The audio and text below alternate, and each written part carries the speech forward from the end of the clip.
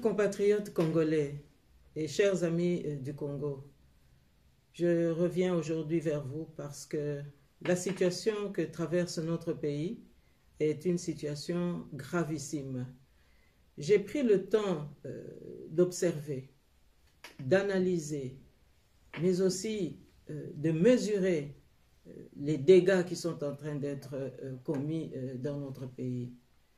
Et je dois vous dire aujourd'hui que nous avons toutes les raisons d'être inquiets parce que nulle part au monde nous n'avons vu ce qui se passe en République démocratique du Congo. Voilà bientôt 2 ans que l'on nous avait promis un changement parce que nous a-t-on dit il y a un enfant du pays qui va assurer l'alternance à la tête de notre pays. Mais nous avons dû, vous et moi, constater que cette alternance, en réalité, n'était autre qu'un énième glissement en faveur de l'occupation rwandaise, l'occupation militaire incarnée par Joseph Kabila Kanambe, lequel est instrumentalisé, comme vous l'avez compris, par Kigali. Alors, ces 2 années nous ont fait perdre beaucoup de temps, mais surtout beaucoup de victimes qu'on aurait pu évidemment éviter. Parce qu'aujourd'hui, on nous dit qu'il y a un deal entre Félix Tshilombo, l'enfant du pays, et Kabila Kanambe. Mais de quel deal s'agit-il? Puisque glissement il y a, mais le deal, jusqu'aujourd'hui, le peuple congolais n'en connaît ni les tenants ni les aboutissants.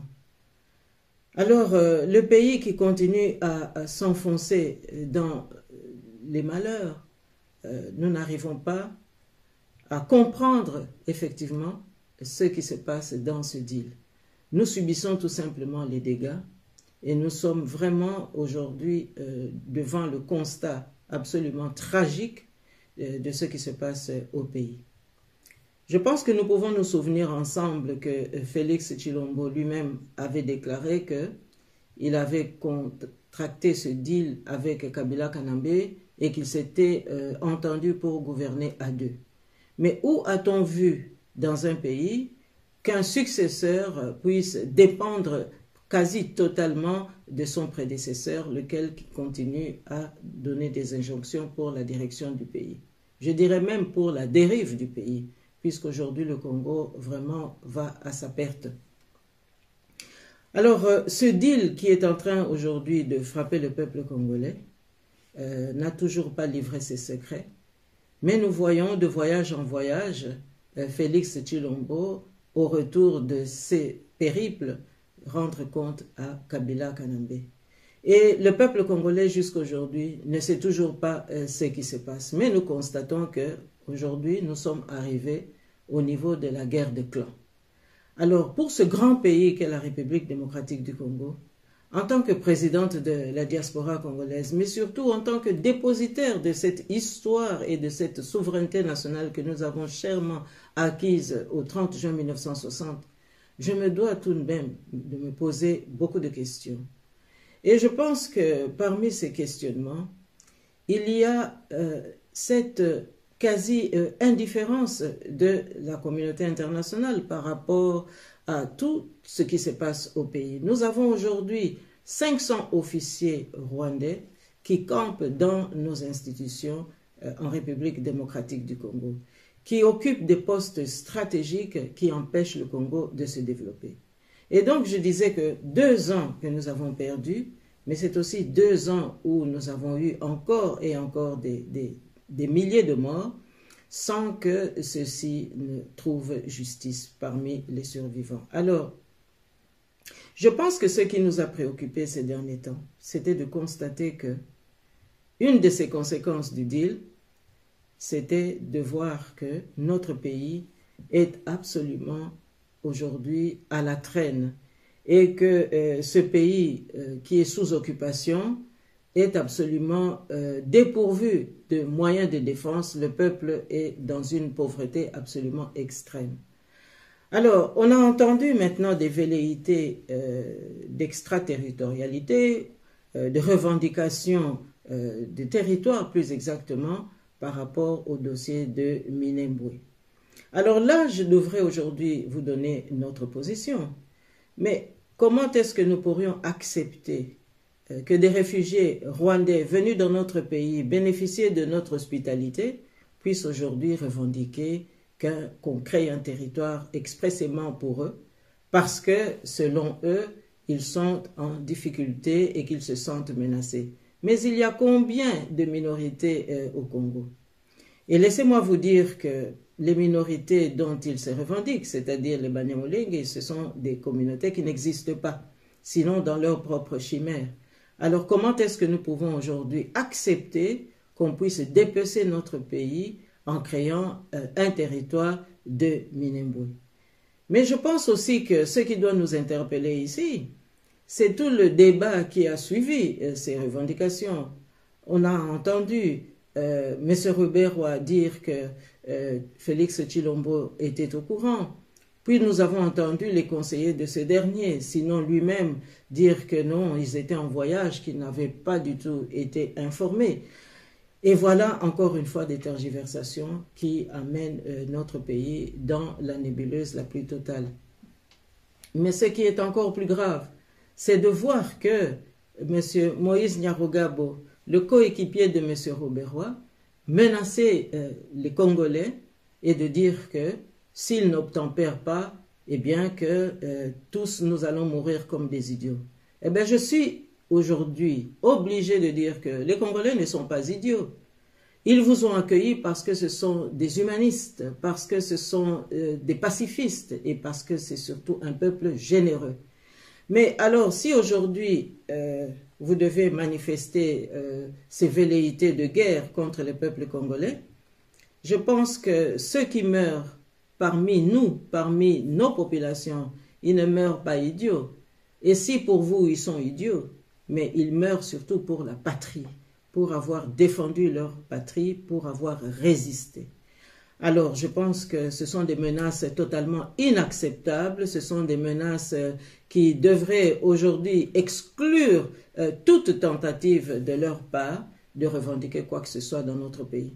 Mais j'aimerais ici aussi ouvrir une parenthèse pour vous alerter, chers compatriotes, que ces velléités de revendiquer un territoire, ce n'est que la suite d'un premier épisode que nous avons vu il y a quelque temps, Mateba. Mais comment est-ce qu'on peut accepter que Kanambe, qui n'est pas congolais et qui a campé, usurpé les fonctions de président de la République, puisse lui revendiquer un territoire à Mateba alors qu'il n'en est ni le dépositaire et en tous les cas, il ne représente aucune ancestralité par rapport à ces terres-là. Et donc, voilà un instant où les Congolais ont été distraits parce que ce qui a été fait par Kabila Kanambe, eh bien, était en train d'être refait par Robert Roy et compagnie. Et donc, je crois que la stratégie de cette occupation rwandaise, qui aujourd'hui est devenue multiforme, parce que ce n'est pas simplement une occupation militaire, mais c'est aussi une occupation foncière, une occupation au niveau des cadastres, et puis aussi une occupation au niveau de notre système éducatif. Et là, je m'explique. Nous savons aujourd'hui que beaucoup de bourses d'études de notre pays sont attribuées à des ressortissants rwandais. Or, ces ressortissants rwandais, en ayant des passeports de Congolais, étudient à l'étranger comme Congolais alors qu'ils sont des Rwandais. Mais la stratégie est très simple, c'est pour après venir occuper notre pays et parachever le travail d'occupation, c'est-à-dire l'éradication totale de la congolité. Et ça, nous, évidemment, ne pouvons pas l'accepter. Je crois qu'il est temps maintenant que nous puissions mettre fin à tout cela. Mais nous avons cru voir une lueur d'espoir par Félix Tshilombo lui-même, lorsqu'il a annoncé il y a 2 ou 3 semaines qu'il allait organiser des consultations. Certains ont cru bon d'espérer, mais nous avons vite compris que les contours de ces consultations n'étaient pas précis, et que on ne savait pas qui il allait consulter, comment il allait consulter, Et au fur et à mesure que les jours passaient, nous avons vu que finalement, tous ceux qui ont été consultés n'étaient pas nécessairement experts pour pouvoir donner des orientations politiques. Il nous a beaucoup plus semblé que nous avons encore là perdu un temps précieux et comme si le mentor de Félix, à savoir M. Kanambe, était encore et toujours en train d'insuffler son influence pour que, pendant que les Congolais sont distraits, pendant que les Congolais sont consultés, eh bien que eux, les occupants, continuent à faire leur travail. Alors, je vois aussi qu'il y a des préoccupations qui semblent échapper à l'opinion générale. Nous constatons que l'enfant du pays ne bénéficie d'aucune majorité parlementaire.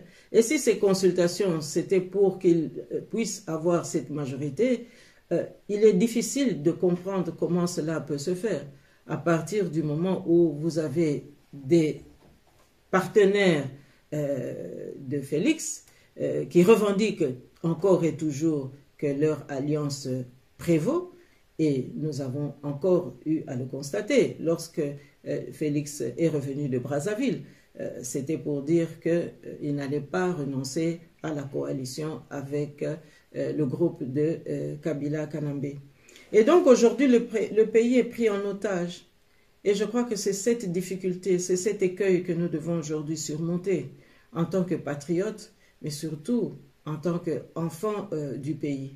Parce que nous sommes en train de beaucoup parler, nous sommes en train de beaucoup pleurer, mais je crois que le moment de l'action est venu. Et je me félicite de constater que le peuple congolais a acquis une très très grande maturité et que de plus en plus, partout, s'élèvent des voix pour condamner ce qui se passe dans notre pays. Et je m'en veux pour preuve aussi que l'UDPS, qui est le parti de l'aile particulièrement de Félix Tshilombo, eh bien, même la base de cette aile-là a revendiqué la fin de la coalition avec Kabila Kanambe. C'est donc pour dire que tout le monde aujourd'hui au Congo est absolument déphasé par rapport à ce qui se passe. Mais je crois aussi que nous devons nous rendre compte que c'est peut-être là la conséquence de plusieurs situations qui ont perduré dans notre pays et pour lesquelles l'impunité aussi a pu jouer un rôle. Lorsque on examine les revendications des occupants, ou en tous les cas qu'on devine leurs revendications, par exemple dans le découpage de notre pays en plusieurs provinces, nous avons compris qu'il s'agissait maintenant d'un dépeçage qui devait permettre à terme d'imploser carrément le Congo. Et là, j'aimerais quand même qu'on puisse ouvrir une page d'histoire pour se rappeler. Et là, je me félicite d'avoir pu lire ce livre-là. Chacun se souvient que Maître Nimi Maïdika, qui fut directeur de cabinet du maréchal Mobutu, a écrit un livre qui vaut la peine d'être lu, qui s'intitule « Je ne renie rien, je raconte ». Eh bien, qu'est-ce qu'il raconte dans ce livre?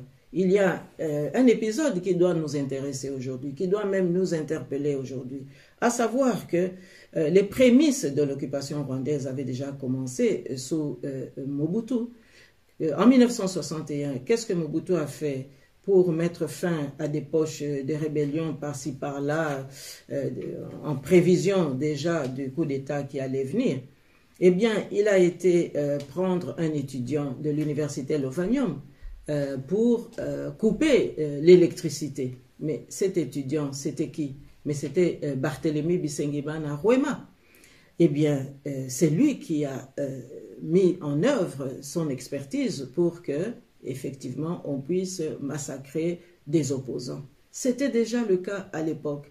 Et chacun sait que nous avons eu affaire avec le groupe de Mbinza, qui était en quelque sorte l'État dans l'État.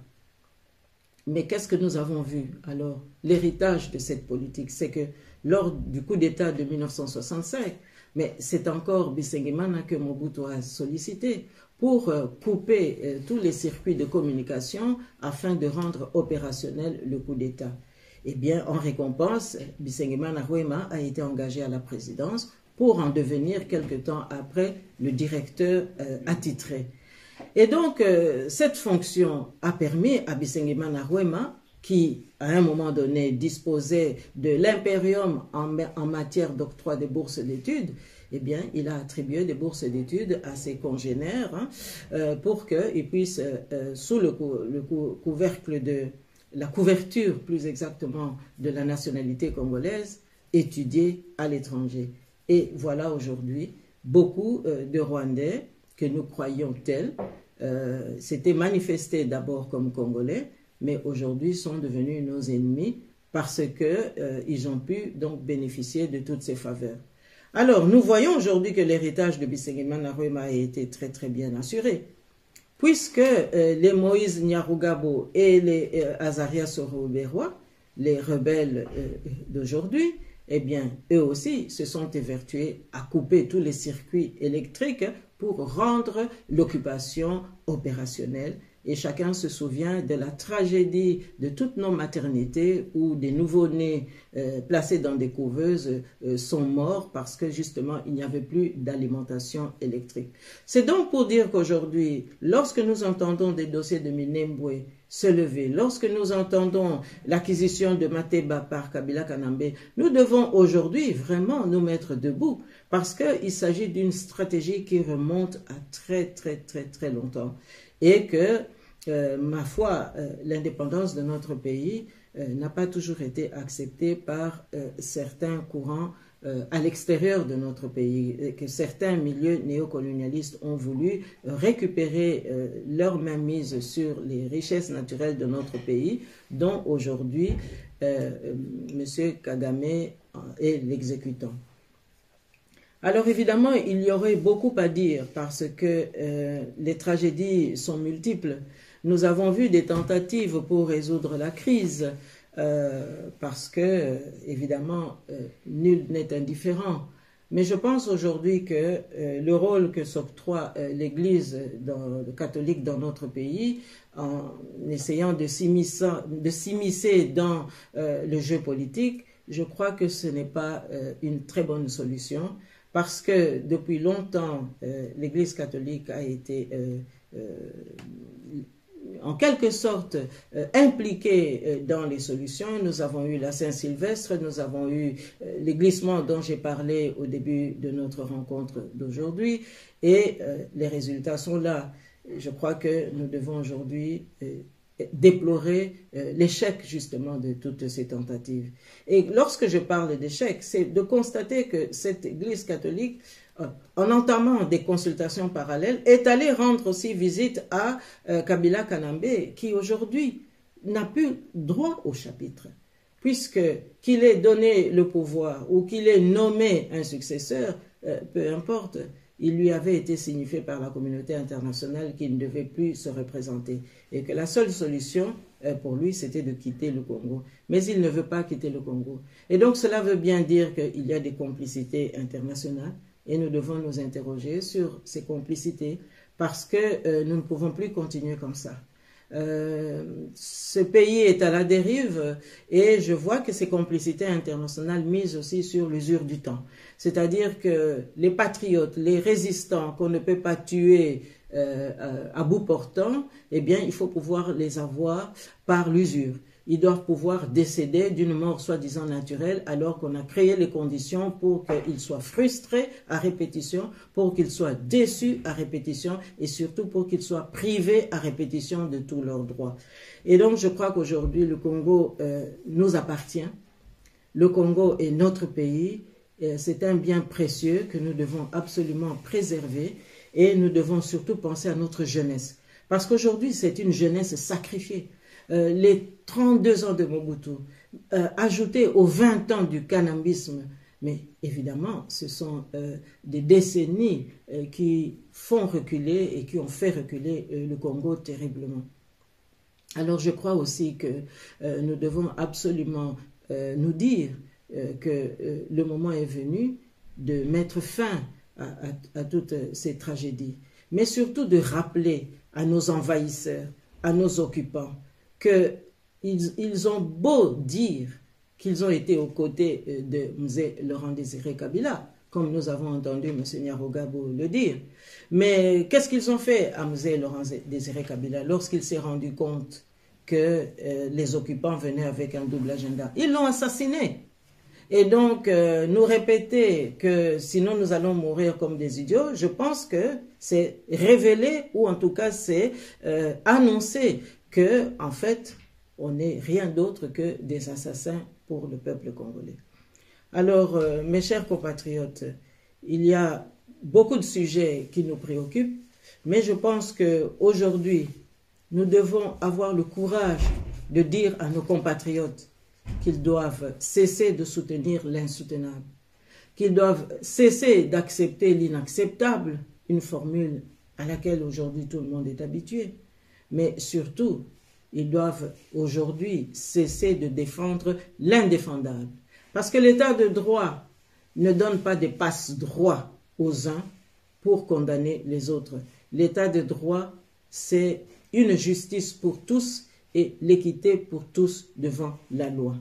Notre Constitution a été tant de fois bafouée, tant de fois violée, et je regrette aujourd'hui que d'éminents professeurs qui ont prouvé qu'ils étaient diplômés se réduisent aujourd'hui à défendre ce qui n'existe pas, à réinventer des lois constitutionnelles et surtout à remodeler la mentalité de la classe politique congolaise.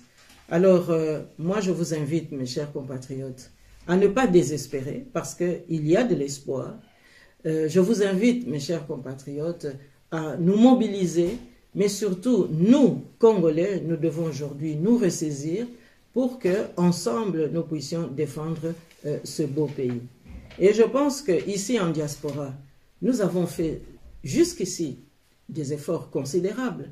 Et je félicite tous ceux qui se battent encore et encore, sans se laisser distraire, que nous devons continuer dans cette voie et nous devons surtout parler d'une même voix pour que, enfin, nous puissions aussi peser au sein de la communauté internationale afin de faire entendre la voix du peuple congolais. Évidemment, aujourd'hui, nous réclamons justice pour nos millions de victimes.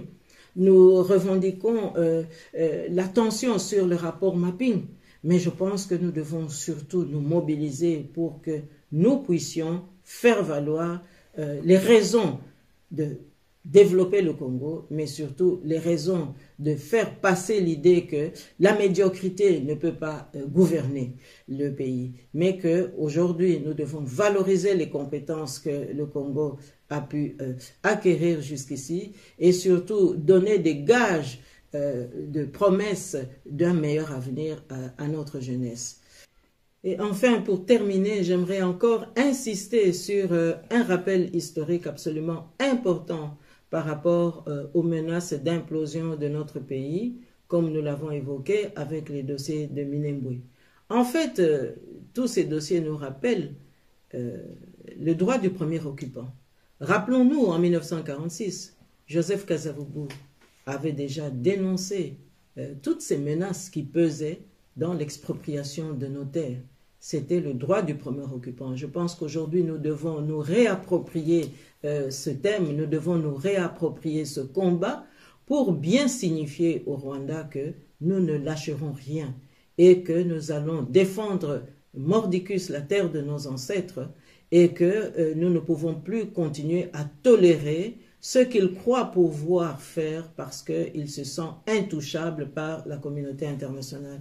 Nous pensons que chaque peuple a son destin et que chaque peuple a sa terre et à chaque population de défendre sa terre.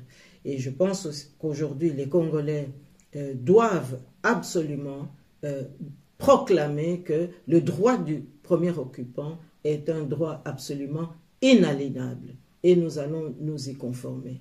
Alors, je suis là comme vous et je me bats comme vous, mais je voudrais aussi me réunir avec vous pour qu'ensemble nous puissions gagner cette bataille. Je vous remercie et je vous dis à très bientôt.